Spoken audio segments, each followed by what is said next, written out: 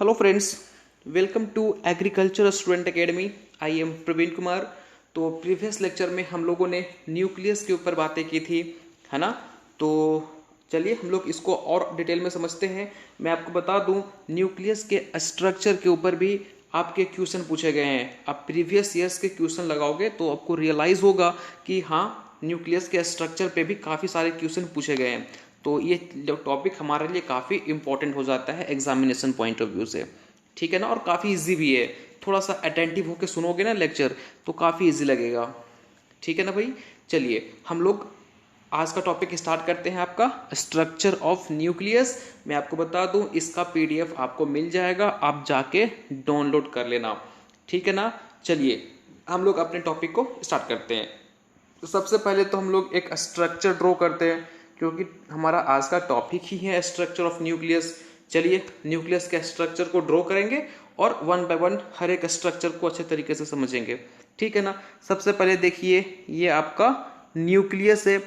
Nucleus कैसा होता है? डबल मेम्ब्रेन इसके पास प्रेजेंट होता है। चलो भाई, एक मेम्ब्रेन तो हो गया, एक और मेम्ब्रेन बना देते हैं। चलिए एक और मेम्ब्रेन हमने बना दिया।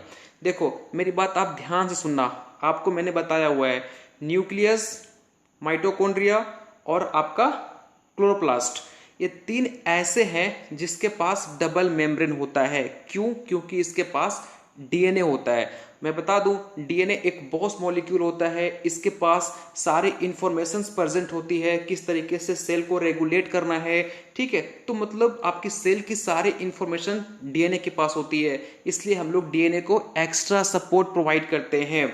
जैसे कि आपके जो प्रधानमंत्री हैं, इनके पास भी पूरे इंडिया का इंफॉर्मेशन होता है, तो इसको हम लोग क्या करते हैं, बेहतरीन बॉडीगार्ड प्रोवाइड करते हैं। इसी तरीके से आपका जो न्यूक्लियस है, इसके पास डीएनए होता है, क्लोरोप्लास्ट के पास डीएनए होता है, आपके माइटोकॉन्ड्रिया के पास डीएनए होता है, इसलिए इसको हम लोग क्या करते हैं, एक्स्ट्रा सपोर्ट प्रोवाइड करते हैं। इसलिए यहाँ पे आपको डबल मेम्ब्रेन देखने को मिलेगा।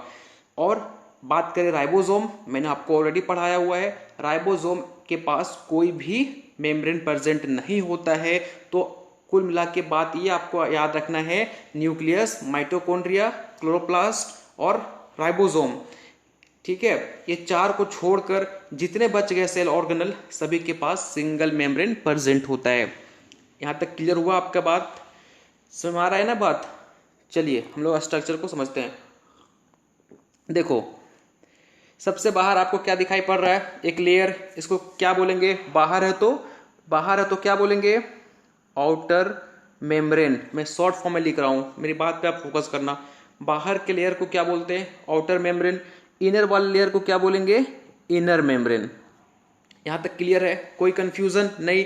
अब बीच में देखो, यहाँ पे भी बीच में क्या है, स्पेस है कि नहीं है? यहाँ पे बीच में स्पेस है कि नहीं है? है। तो इसको हम लोग बोलते हैं पेरी न्यूक्लियर स्पेस। मेरी बात ध्यान से सुनो, मैं शॉर्ट फॉर्म में लिख रहा हूं क्योंकि मेरे पास स्पेस नहीं है। ये क्या है आपका? Outer membrane. ये क्या हो गया? Inner membrane. और ये क्या हो गया? ये आपका हो गया पेरी न्यूक्लियर स्पेस, जो कि आपका बीच वाला है, ठीक। ये तीन मेम्ब्रेन समझ में आया? चलिए अब बात करते हैं, आपके मेम्ब्रेन के बीच में यहाँ पे ऐसे पोर होता है, ठीक है। जिस यहाँ पे देख रहे हो आप, यहाँ पे ये पोर प्रेजेंट होता है, और इस पोर को हम लोग क्या बोलते हैं भाई? Nuclear pore. आपको जो पीडीएफ मिलेगा उसमें पूरा लिखा हुआ होगा, ठीक है ना। क्योंकि यहाँ पे मेरे पास स्पेस पूरा नहीं है, इसलिए हम इसको शॉर्ट फॉर्म में लिख रहे हैं। बट आप मेरी आवाज पे फोकस करो, आपको जब मिलेगा पीडीएफ तो वहां पे फुल लिखा हुआ होगा, so don't worry about it, ठीक है। मैंने क्या बताया? सबसे बाहरी लेयर आउटर मेम्ब्रेन, अंदर वाली लेयर इनर मेम्ब्रेन, बीच वाली लेयर स्पेस को क्या बोल रहे हैं हम लोग? पेरी न्यूक्लियर स्पेस, ठीक है। और आपके जो न्यूक्लियस है, यहाँ पे एक पोर प्रेजेंट होता है, जिसको हम लोग बोलते हैं न्यूक्लियर पोर। यहां तक क्लियर है? कोई कंफ्यूजन नहीं ना? देखो एक चीज और, यहां पे देखिए ध्यान से, ये आपका जो न्यूक्लियर पोर है, उसके यहां पे और यहां पे एक प्रोटेक्टिव कवरिंग होता है, जिसको हम लोग बोलते हैं एनुलस। क्या बोलते हैं भाई? एनुलस बोलते हैं, या इसको हम लोग न्यूक्लियो प्रोटीन बोलते हैं, ठीक है। जो न्यूक्लियर पोर है आपका, उसके इनर में और आउटर में एक कवरिंग प्रेजेंट होता है, या फिर बोल सकते हो एक प्रोटेक्टिंग कवरिंग प्रेजेंट होता है, जिसको हम लोग एनुलस या न्यूक्लियो प्रोटीन बोलते हैं। Is it clear? यहां तक क्लियर हुआ? देखिए ये पूरा वाला पोर्शन क्या है, ये पोर्शन पूरा क्या है, ये पूरा पोर्शन आपका साइटोप्लाज्म है। साइटोप्लाज्म, इसको और कौन कौन से नाम से जानते हैं?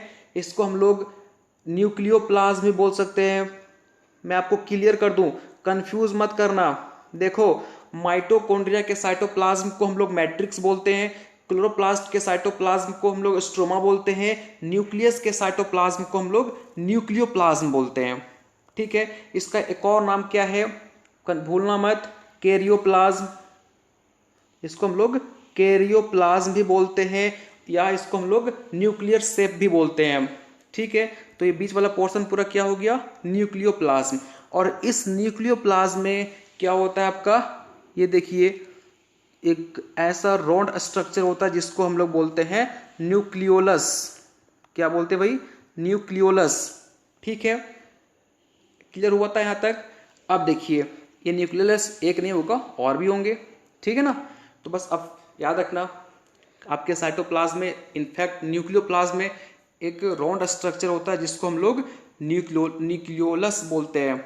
ठीक है, अब देखो बीच में क्या होता है, ऐसे ऐसे ऐसे स्ट्रक्चर प्रेजेंट होता है जिसको हम लोग बोलते हैं क्रोमेटिन नेट।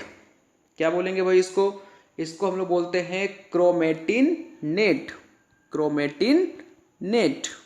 ठीक है, आ रहा है समझ में? फिगर क्लियर हो रहा है कि नहीं हो रहा है?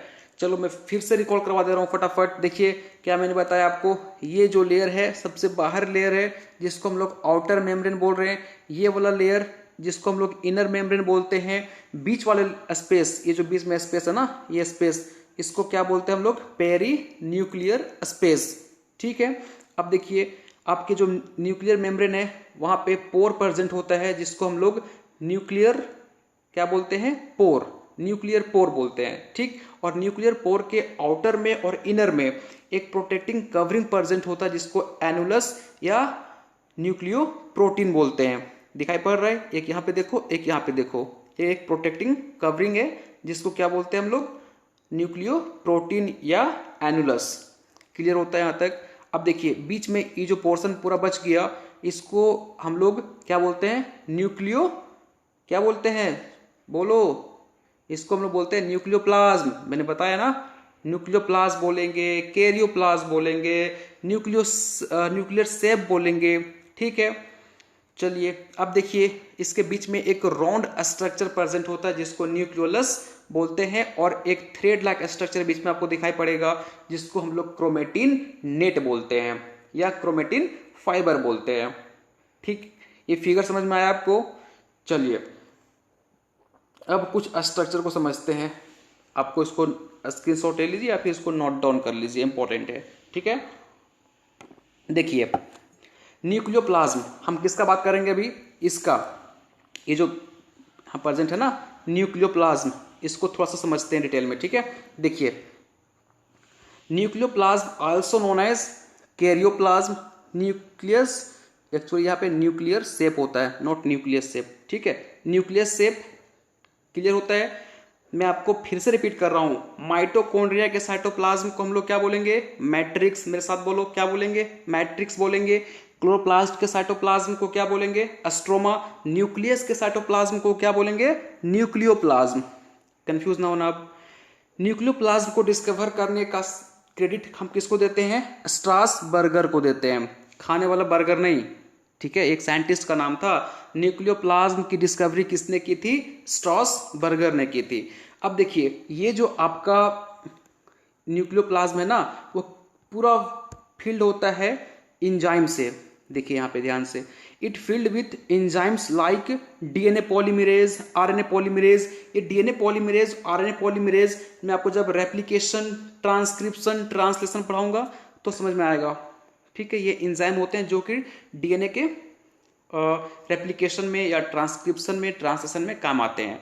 ठीक है, तो ये सारे एंजाइम कहाँ प्रेजेंट होते हैं, न्यूक्लियोप्लाज्म में। इनफैक्ट आपका adenine, thymine, guanine, cytosine and इसके अलावा कुछ मिनरल्स प्रेजेंट होते हैं लाइक कैल्शियम, मैग्नीशियम एटसेट्रा। ठीक है, तो आपको समझ में आया। ये जो आपका साइटोप्लाज्म है, जिसको हम लोग क्या बोल रहे थे न्यूक्लियस के केस में न्यूक्लियोप्लाज्म, इसमें आपका एंजाइम्स प्रेजेंट होता है लाइक आपका एडेनिन, थायमिन, ग्वाइनिन, डीएनए, आपका डीएनए पॉलीमरेज, आरएनए पॉलीमरेज, इंडोन्यूक्लियजेज, ये सारे प्रेजेंट होते हैं इसी न्यूक्लियोप्लाज्म में। ठीक है, क्लियर हो रहा है यहाँ तक। चलिए नेक्स्ट है क्रोमेटिन नेट। देख लीजिए क्रोमेटिन नेट, देखिए इसको बात करते हैं। पहले मैं आपको बताता हूँ क्रोमेटिन नेट कहाँ है। देखिए ये जो है ना, मैं आपको फिगर बार बार दिखा रहा हूँ ताकि आपको समझ में आए। ये क्या है, क्रोमेटिन नेट है, इसके बारे में समझते हैं ये क्या होता है। देखिए it is also called chromatin fibre.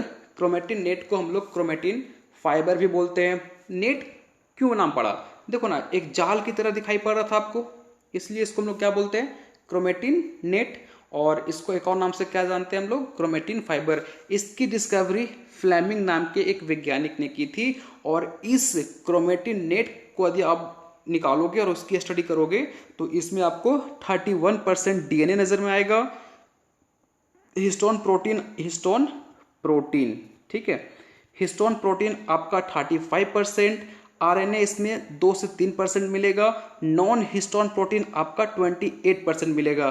तो यहाँ से क्वेश्चन पूछा जा सकता है कि आपका जो क्रोमेटिन नेट होता है या क्रोमेटिन फाइबर होता है उसमें सबसे ज़्यादा अमाउंट किसका होता है, डीएनए का होता है या हिस्टोन प्रोटीन का होता है, आरएनए का होता है, नॉन हिस्टोन प्रोटीन का होता है। याद रखना हिस्टोन प्रोटीन सबसे ज़्यादा होता है आपके क्रोमेटिन नेट में, कितना 35%, उसके बाद आपका डीएनए 31%। ठीक है, क्लियर होता है यहाँ तक। चलिए अब देखिए ये जो क्रोमेटिन नेट है वो एसिडिक होगा या बेसिक होगा। अब भाई उसके पास डीएनए प्रेजेंट है, ठीक है, तो वो कैसा होगा, एसिडिक नेचर का होगा। इसलिए मैं आपको एक फंडामेंटल रूल बताता हूँ, यदि एसिडिक कोई चीज़ एसिडिक है तो उसको हम लोग स्टेनिंग करने के लिए बेस का यूज़ करते हैं। अगर बेस है तो हम लोग स्टेनिंग करने के लिए एसिड का यूज़ करेंगे। तो डीएनए प्रेजेंट है, दैट मीन्स कि आपका क्रोमेटिन नेट कैसा हो गया, एसिडिक हो गया। अब इसको स्टेनिंग करने के लिए हम लोग कैसा यूज करेंगे, बेस यूज करेंगे। तो ऑन दी बेस स्टेनिंग ये दो तरीके का होता है, यूक्रोमेटिन और हेट्रोक्रोमेटिन। यूक्रोमेटिन क्या होता है, ध्यान से दोनों के बीच में डिफरेंस पूछा जाता है। यूक्रोमेटिन जो होता है वो लाइटली स्टेन होता है, मतलब बहुत कम कलर को ये स्टेन करता है, बहुत कम कलर को ये कैच करता है। ठीक है, ये एक्टिव होता है और ये प्रेजेंट कहाँ होता है, सेंटर में।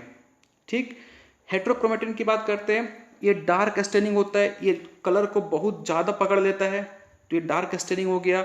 ये कम एक्टिव होता है और ये कहाँ प्रेजेंट होता है, पेरीफेरी, मतलब होता है बाहर। जैसे देखिए ये आपका सेंटर वाला पोजीशन हो गया और ये जो बाहर वाला पोजीशन होता है इसको हम लोग बायोलॉजी में पेरीफेरी बोलते हैं। ठीक है, तो आपका यूक्रोमेटिन सेंटर में प्रेजेंट होगा और हेट्रोक्रोमेटिन आपका बाहर में प्रेजेंट होगा, मतलब किनारे किनारे प्रेजेंट होगा। क्लियर होता है यहाँ तक। चलिए नेक्स्ट हम बात करते हैं न्यूक्लियोलस की। ठीक है, न्यूक्लियोलस यहाँ पे देखिए फिगर में कहाँ है, ये देखिए ये है ना न्यूक्लियोलस, इस पर भी क्वेश्चन पूछा गया है। देखिए सबसे पहला तो इसकी डिस्कवरी किसने की थी, मेरी बात ध्यान सुनना, इसकी डिस्कवरी किसने की थी, फोंटाना नाम के एक वैज्ञानिक ने की थी। टर्म न्यूक्लियोलस किसने दिया था, मेरी बात ध्यान सुनिए, टर्म को दिया था बोमेन ने और इसको डिस्कवर किसने किया था, फोंटाना ने। तो कंफ्यूज मत करना, न्यूक्लियोलस टर्म बोमेन ने दिया था, डिस्कवर किसने किया था, फोंटाना ने। अब एक इंटरेस्टिंग फैक्ट देखिए, मैं आपको जब पढ़ाऊंगा सेल डिवीजन तो ये चीज़ और बेटर क्लियर हो पाएगा, बट अभी आप ये चीज़ याद रखो कि जो आपका न्यूक्लियोलस है वो प्रोफेज फेज में क्या होता है, एब्सेंट होता है, जबकि आपका टेलोफेज में प्रेजेंट होता है। टोटल कितने फेज होते हैं, इसको कैसे आप कर सकते हो, PMAT, prophase, metaphase, anaphase, telophase, है ना। तो ये 4 फेज होते हैं। तो याद रखना प्रोफेज में ये आपका न्यूक्लियोलस एब्सेंट हो जाता है, जो कि फर्स्ट फेज होता है आपका, बट जैसे आप टेलोफेज में पहुंचोगे ये न्यूक्लियोलस आपका फिर से रीअपियर हो जाएगा। ठीक है, क्लियर हो रहा है। फिर देखो एक आता है NOR, that is called nuclear organizer region, ये क्या होता है, जब न्यूक्लियस आपका क्रोमेटिन नेट से मिलता है तो जिस पोजीशन पे मिलता है उसको हम लोग बोलते हैं न्यूक्लियर ऑर्गेनाइजर रीजन। ठीक है, जहां पे वो मिल रहा है क्रोमेटिन नेट से। ठीक, इसका फंक्शन क्या होता है न्यूक्लियस का, फंक्शन फॉर्मेशन ऑफ राइबोसोम, इसलिए इसको हम लोग प्रोटीन या फिर राइबोसोम फैक्ट्री भी बोलते हैं। कंफ्यूज मत करना, न्यूक्लियोलस को हम लोग राइबोसोम फैक्ट्री भी बोलते हैं। ठीक है, क्लियर होता है यहां तक। चलिए, तो कई बार पूछा जाता है कि which of the following is known as ribosome factory, तो याद रखेंगे न्यूक्लियोलस को हम लोग राइबोसोम फैक्ट्री बोलते हैं क्योंकि इसका फंक्शन होता है राइबोसोम को फॉर्मेशन करना, मोस्टली एटीएस राइबोसोम। ठीक, तो ये पॉइंट आपके लिए काफी इंपॉर्टेंट है, पूछा गया है। ठीक, और ये वाला पॉइंट आया समझ में। चलिए, तो आई होप आपको आज का लेक्चर समझ में आया होगा। Thank you so much. Next lecture में हम लोग पढ़ेंगे, आपका एक छोटा सा टॉपिक बच गया है क्लोरोप्लास्ट, देन हम लोग सेल साइकिल, सेल डिवीजन पढ़ेंगे। इसका पीडीएफ आप डाउनलोड कर लेना ताकि आपको फिगर में जो मैंने शॉर्ट फॉर्म में लिखा वो आप अच्छे तरीके से रिवाइज कर सको। चलो, थैंक यू सो मच।